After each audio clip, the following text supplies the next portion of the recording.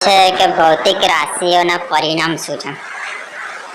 કોઈ પણ જે ભૌતિક રાશિ હોય ને એના પરિમાણ દ્વારા દર્શાવી શકાય, બરાબર છે. હવે ભૌતિક રાશિને 7 મૂળભૂત રાશિઓ છે, બરાબર. 7 મૂળભૂત રાશિઓ કઈ છે? પહેલા તો દળ એટલે કે વજન, એને કહેવાય એમ. પછી લંબાઈ, કેટલું લાંબુ છે, એને કહેવાય એલ. સમય એ વિદ્યુત પ્રવાહ એટલે કેટલું કરંટ વાળું એ. થર્મોડાયનેમિક તાપમાન કેટલું ગરમ છે, એક કે કેલ્વિન. જ્યોતિ ફ્લક્સને સીડી અને દ્રવ્યનો જથ્થો એને મૂળ વડે દર્શાવે છે, બરાબર. આટલું યાદ રાખવાનું. જો જ્યારે કોઈ પણ ભૌતિક રાશિ, આજે 7 જે ભૌતિક રાશિ છે ને એના એકમને, મૂળભૂત ભૌતિક રાશિઓના એકમના જે ઘાત વડે દર્શાવવામાં આવે છે એને આનું પરિમાણ કહે છે. મતલબ કે આ બધું જે દર્શાવવામાં આવે છે એને કહેવાય પરિમાણ, બરાબર. તો કોઈ પણ ભૌતિક રાશિને દર્શાવવા માટે આ મૂળભૂત રાશિઓ પર મૂકવામાં આવતા જે ઘાતાંકો જે હોય એને કહેવાય પરિમાણ, બરાબર. હવે કોઈ પણ ભૌતિક રાશિના પરિમાણને, તેની સંજ્ઞાને આવા બોક્સમાં મૂકવામાં આવે છે. ઉદાહરણ તરીકે કદનું પરિમાણ શું હોઈ શકે છે? કદ છે મતલબ કે કેટલું લાંબુ છે. લાંબુ આવ્યું તો લંબાઈને આપણે શું કીધું હતું? એલ કીધું હતું. અહીંયા ઘડી એલ એ 3 બોક્સમાં મૂકી દીધું. એલ એલ એલ તો એ 3 વખત છે તો એલની 3 ઘાત આવશે, બરાબર છે.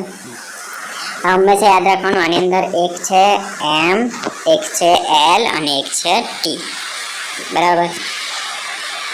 એમ એટલે કે એનું વજન કેટલું છે, એલ એટલે કે એની લંબાઈ કેટલી છે, ટી એટલે કે એનો સમય કેટલો છે, બરાબર. આપણે આની અંદર તો ખાલી એલ એકલું લીધું, બરાબર છે. એમ તો દેખાતો નથી, ટી પણ દેખાતો નથી, કારણ કે આપણે અહીંયા આગળ કદની વાત કરી છે, કેટલું લાંબુ છે. એનો જવાબ આવે એલની 3 ઘાત. એમ છે નહીં, મતલબ કે એને કહેવાશે એમની 0 ઘાત.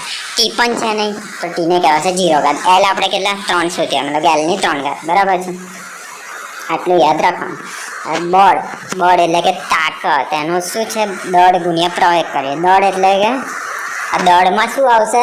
દળમાં ખાલી એમ એકલો આવશે, વજનમાં ખાલી એમ એકલો આવશે. એની અંદર એલ અને ટી 0 થઈ જશે, બરાબર. દળમાં ખાલી એમ એકલો આવશે અને પ્રવેગમાં શું આવશે? એમ 0 થઈ જશે અને એલ આવશે અને ટીની -2 ઘાત આવશે, કેમ કે ટી એ 1/, ટીની વર્ગ આવશે, બરાબર. તો આનો જવાબ કેવો આવશે? એમ એલ ટીની -2 ઘાત, બરાબર છે.